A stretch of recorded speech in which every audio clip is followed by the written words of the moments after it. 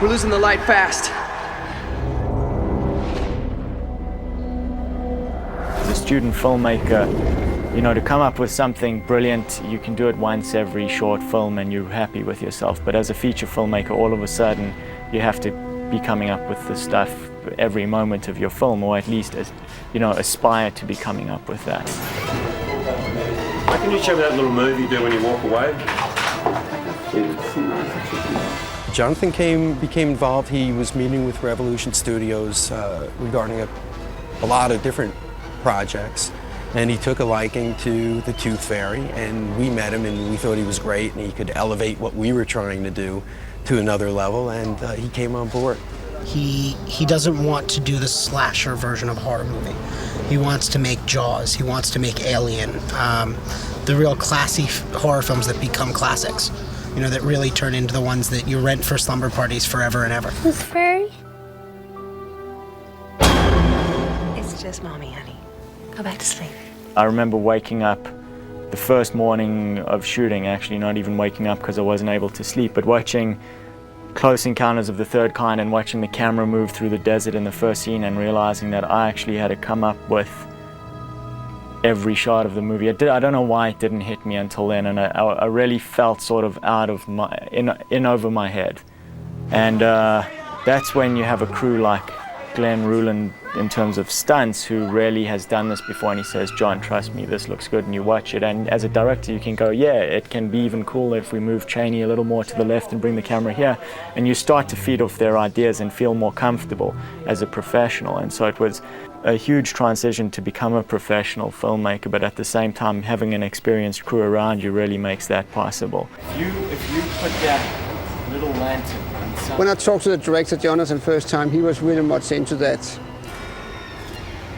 Make it old-fashioned, try to do everything in the camera, play it very dark, and it's just a challenge to have this option, because right now a lot of movies, you know, have to look like glamour and you have to see everything. So it's nice to have this option to try to work in the dark side. Dan, I think, is an expert at shooting the dark. And for this movie, I was going for a realistically dark-looking movie, a movie that really felt dark as opposed to was light but not. And so Dan was an expert at understanding what's too dark and what's not too dark, and how far can we push a scene, and how to make a frame in such a way that you're searching through the darkness and just seeing little things in the dark.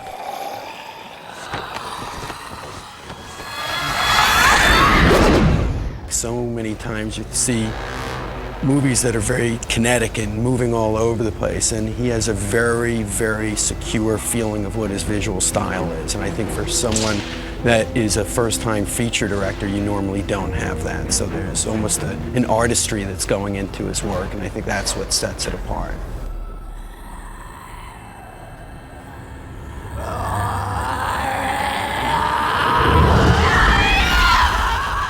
I didn't want it to be a campy genre slasher film.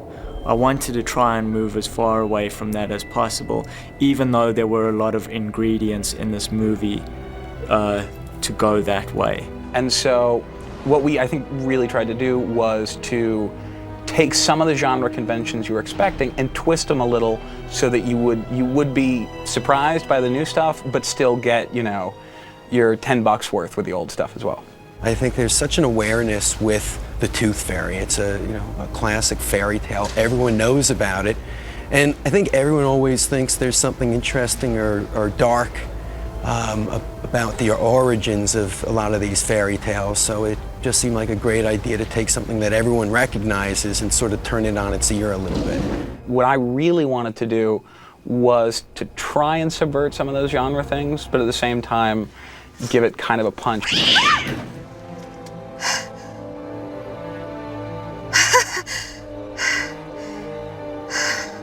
Cat. Why not?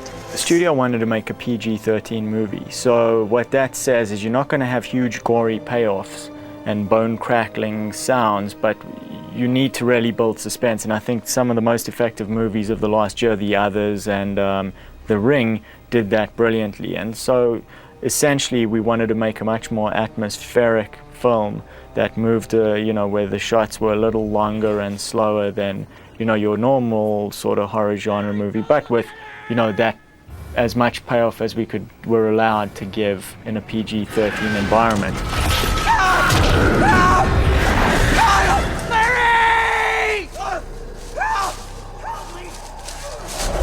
The concept of when you look on screen, what you see is shadows.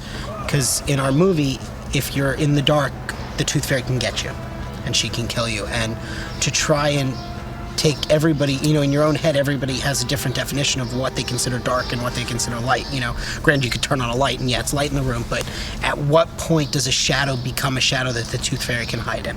The Tooth Fairy is supposed to be a nice little fairy that puts money under your pillow, but in this movie, the Tooth Fairy is just a mean person. Well, not really a person, a creature. Lee Cómo was a gift from movie Godland. Lee was audition after audition a lot of luck, audition. because we knew we were gonna have to find someone out of Australia. Lee was the biggest surprise, and it's so nice because when you're dealing with a child actor, you don't necessarily know what you're gonna get. Caitlin says that when you grow up, you're not afraid of the dark anymore.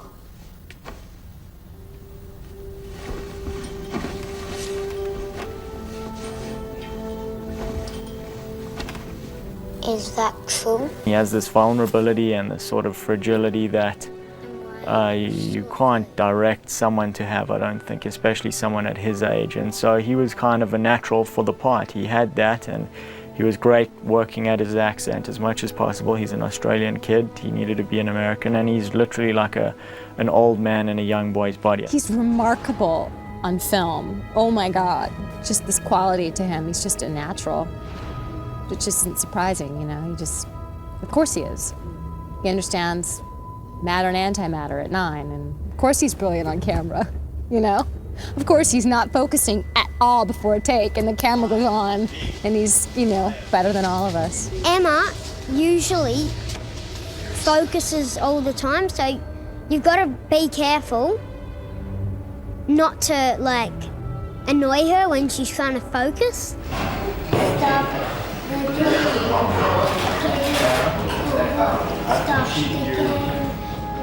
Emma's a really nice person, and she's good to work with. We were lucky enough to get her. She's from Buffy, and Greg Silverman introduced us, and she kind of has this vulnerability which the movie really needs, because at some point Cheney does become crazy and you need someone to identify with, and she's of course the most identifiable character because she is skeptical and doesn't believe the craziness, and you know, the vulnerability she has helps you feel for her, even though we know there is a tooth fairy and everything should be believed. Kyle? Michael just lose a tooth? Yes, his last one. But come on, Kyle, you don't still believe that, do you? I mean, we all grew up with it, but it was just a story to scare us. Cheney Clay was a guy who had won the Jefferson Award in Chicago for a play he did. And when I met him, I kind of knew he was going to be Kyle, because I was looking for someone who was low-key and really believed that he was crazy but didn't sort of exude craziness, because then what happens is you've got a chaotic world around him and he is almost like this magnet that draws everything to him. So you watch him, and if he's believable and believes things, you'll believe the movie. He's such a sweet soul, you know. He's so earnest. He's unbelievably talented. He just has this star quality about him. You know, There's a lot of confidence on screen, I think. He's a great actor. I've told him that myself. Kyle Walsh is very scared. He's scared of everything, mostly of the dark. So he has thousands of flashlights and lights in his room. It's everything. His whole apartment is designed so that there will never be any amount of darkness ever in his life. And goes back to his hometown basically to face his fear. So on one hand, he's really scared of a lot of things, and he ends up, I think, really being scared of the world in general. But he's strong enough to admit that at some point in time you've got to face it. You got to stand up to it. Stop! Take him out of there. Please just do it. Okay. 3 of us are leaving. Michael, it'll be okay. I got a car waiting downstairs. Stop resisting. Stop resisting. Don't let them put him in the dark. Michael was right. You have to believe me! The music, the score is the one aspect of your movie that can really elevate your film. And so we were very lucky to get Brian Tyler, who's a young composer who's about, 30 years old and has already done 25 films. And, he could bring an element of class to the film to help us get to, just sort of anything we could do to transcend the genre. The goal, the challenge of this movie was to keep the story cohesive and make you feel emotionally for the characters that are running from this creature, but at the same time, keep it scary as possible.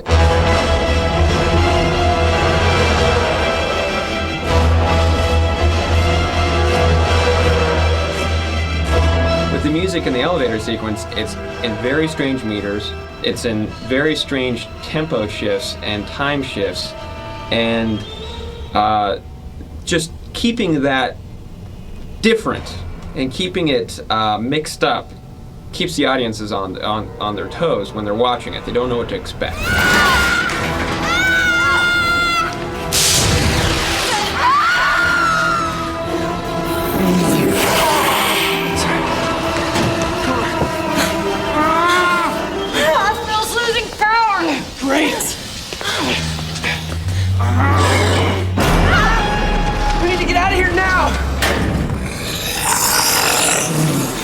When we started this movie, it was a much lower budget film, and so we always knew that to keep the production value high, we were going to need very sort of elaborate soundscaping and sound design.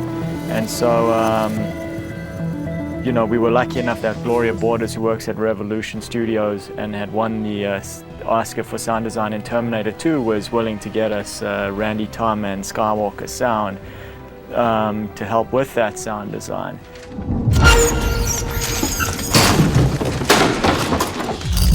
Damn it! Come on!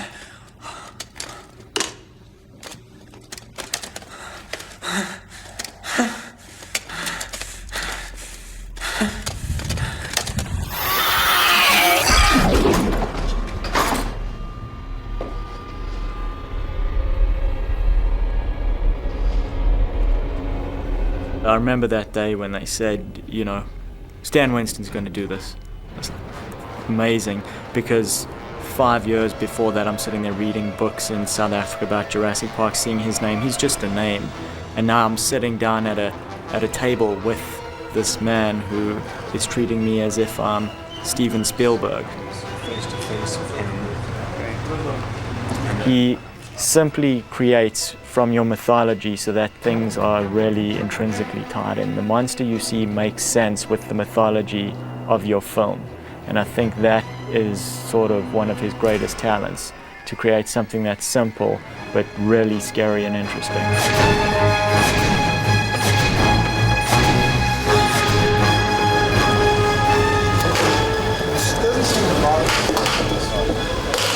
I'll be honest, when I first saw the creature in flesh, in silicone, I was like, I was frightened, because I was like, oh no, now I have to bring Stan Winston's creature to life. That's impossible. And I remember jokingly he came up to me and he said, if you can't shoot this, you should retire. And I was like, oh God. And you know what? He does his stuff so well that when we just put the camera there, the thing worked. And I think he was joking with me because he knew it would. And so to find that out was relieving, but also a testament to the guy, because putting the camera in front of the thing, that's all I had to do. It worked from every angle.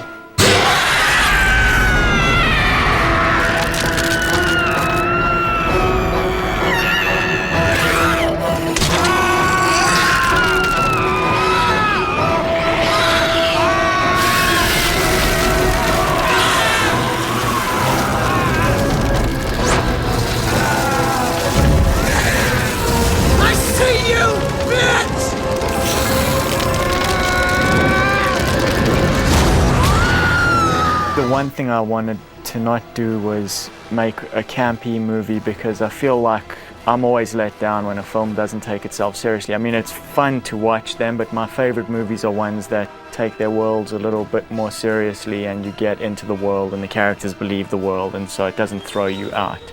Pushing the boundaries of the genre apart, I think the first way of doing that is sort of having to understand it. And for me, the way of understanding it is not just professionally working on horror movies, but being a fan of them. I'm a huge fan of old school horror, old school thrillers, suspense thrillers, eerie, supernatural, anything to do with, you know, ghosts or aliens or, you know, any of that. There's definitely a visceral release of adrenaline that happens. I think it's also probably fun to go with someone, like if you're younger and you go with a girl and you can be the one that she can hold on to. I think there's a lot of that in it. Whee! Is she gonna get me? Yes. You know, the one thing after this experience, feeling everything being in over your head and all that, is just, I think, a real credit to the producers, William and Jason, and the studio, to give someone like me a shot, you know, because maybe they knew what I was going to go through, or maybe they didn't.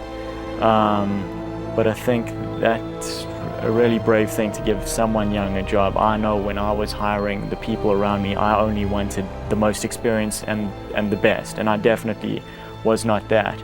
And so, you know, you hope that they give people like yourself and better people than yourself the same chance.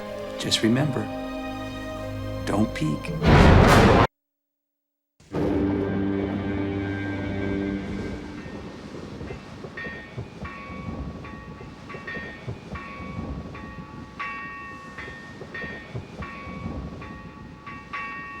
The town of Port Fairy is located along the southeast coast of Australia.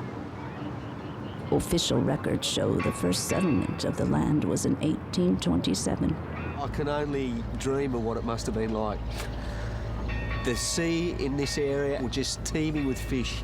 Apparently the old blokes, they just put a hook in, they didn't even have to bait the hook. You know, fish were just about walking on water to get in your boat.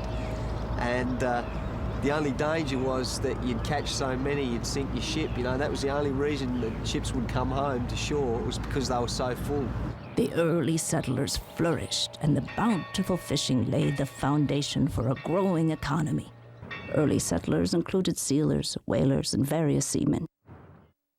A young newlywed couple, Sonny and Matilda Dixon, also joined the group in search of a new beginning.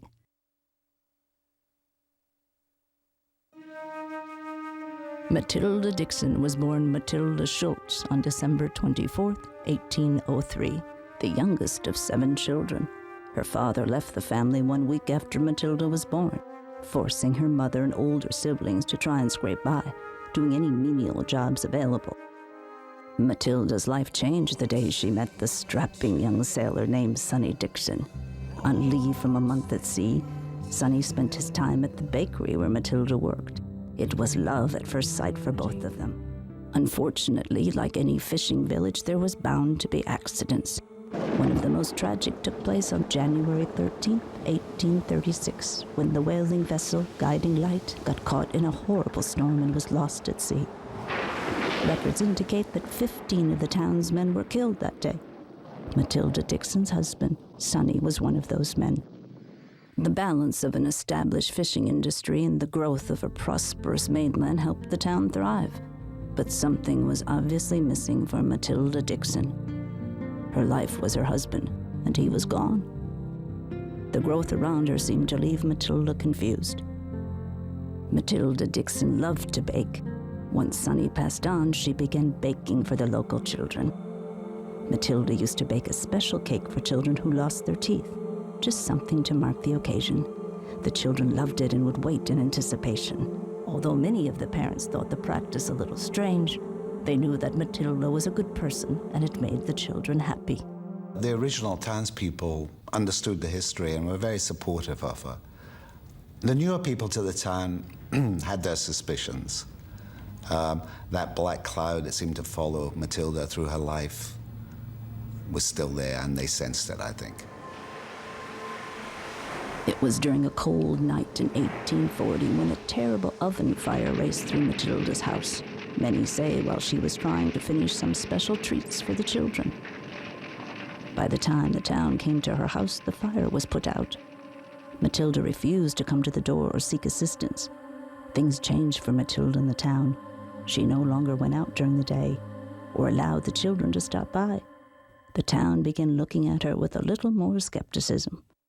Oh, it was such a tragedy. But Matilda was strong. She had a good heart.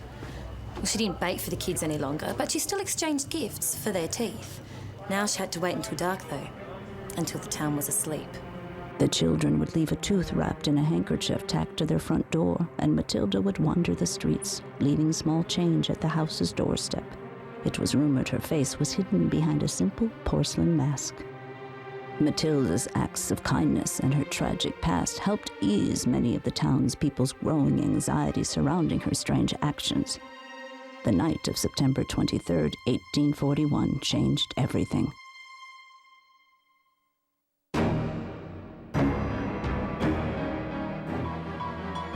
It was late one afternoon when two young children told their parents they were paying the Tooth Fairy a visit and they'd be right back. Hours passed and still the children were gone. Their parents' concern quickly turned to anger as they began blaming the crazy old woman for the children's disappearance. Oh, yeah, it was a crazy night. You know, they're dividing up into groups, people going off in all directions. Only problem was half of them had been in the pub all afternoon. You know what blokes are like when they sit around and drink, they get 10 foot tall and bulletproof. One group, led by a bloke called Colin O'Donnell, grabbed torches, rope, whatever they could find. Next thing, they're banging on Matilda's door. When Matilda heard them coming, she locked the doors, she hid behind a table. She was screaming for them to leave her alone. Finally, the men broke down the door and pulled her out of her own house. As they dragged her out, this huge jar of baby teeth spilled across the floor. The mob dragged her to a huge tree. She was sobbing, holding her face in her hands. Two of the men threw a noose around a tree limb.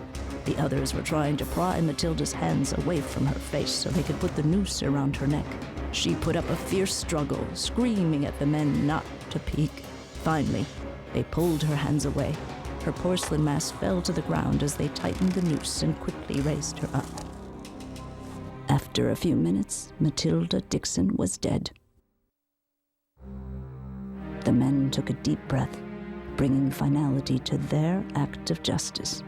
Well, the townspeople stopped dead in their tracks when they saw Matilda Dixon's lifeless body dangling from the tree, her white gown blowing in the breeze. Then the crowd slowly parted, revealing the two small children everyone was looking for. Well, the head of the lynch mob's eyes opened wide when he saw that, and he rushed over and cut Matilda's body down, quick smart. It was too late. Matilda Dixon was dead, an entire town guilty of her murder.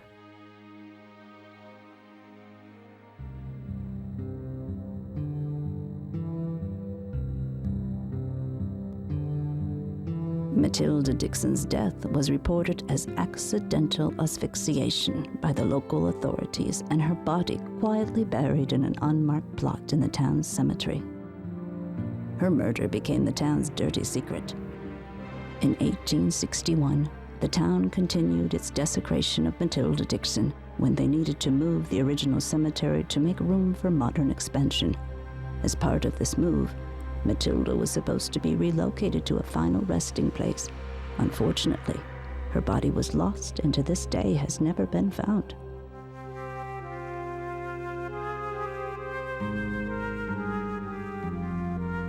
The next 60 years were filled with prosperity and happiness for the town of Port Fairy. Business boomed, the community grew, and the fishing industry made a major comeback. The tragedies that surrounded Matilda Dixon and the town she called home were a distant memory. Unfortunately, the calm could not last forever. In 1951, the plaque that was dedicated to Matilda's memory was stolen and the area vandalized. Soon after, a group of teens began disappearing. All were rumored to be involved in the desecration of Matilda's memorial. We used to hear the stories about the crazy Port Fairy kids, the ones who'd disappeared. Funny thing was, we always thought, no, they'd just gone on a surfing holiday or just shot through because they didn't want to live in Port Fairy with all its crazy stories. But it's funny now, I've lived here a while, you start to wonder if there might be something in it.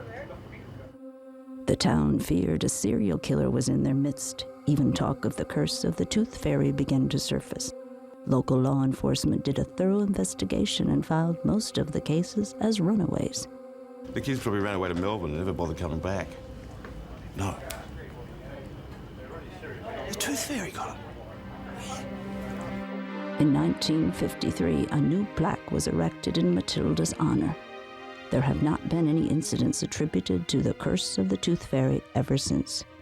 Matilda went through so much. She was reduced to the point of a freak show, to the point where she had to wear a mask. She was a strong woman, a good woman. She didn't deserve to die.